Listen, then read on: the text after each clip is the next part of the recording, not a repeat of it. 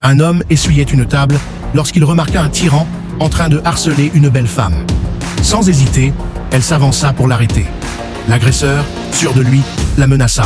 « Si tu oses me toucher, je t'empêcherai de quitter ce bar. » En guise de réponse, elle vida une bière sur sa tête avant de le frapper violemment. L'homme s'apprêtait à exploser de rage, mais la femme, assise à côté de lui, le retint. Après un moment de calme, il décida de rester patient. Pourtant, au moment de partir, l'agresseur lui lança une bouteille, ce qui le mit hors de lui. Plus tard, lorsque le tyran termina son verre et s'apprêta à rentrer chez lui, il découvrit avec stupeur que sa voiture Optimus Prime avait été transpercée de toutes parts, semblable à un hérisson. Il ignorait que cet homme était en réalité le plus puissant des super-héros, Superman.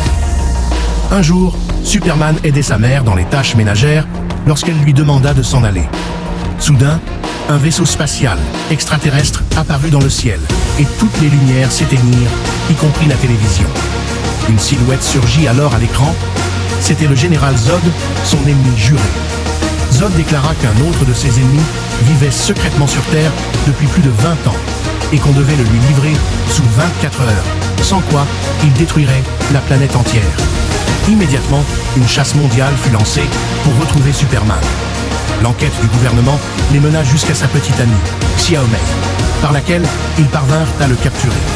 Superman n'eut d'autre choix que de se révéler et de se livrer. Les militaires le menottèrent pour se rassurer.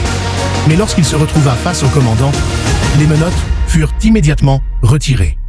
Superman affirma qu'il n'était pas un ennemi et qu'il irait rencontrer Zod en personne.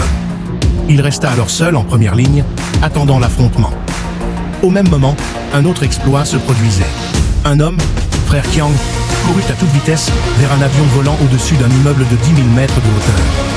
D'un bond prodigieux, il parcourut 1 millier de kilomètres, presque assez pour rattraper l'appareil lancé à pleine vitesse. Apercevant un paratonnerre, il s'y agrippa de ses deux mains, effectua 3 tours et demi, puis se propulsa dans les airs. Il réussit à accrocher le pneu de l'avion et remonta aussitôt sur le train d'atterrissage. Sous le regard stupéfait du commandant de bord, Jian Qiang, il réussit à soulever la structure endommagée.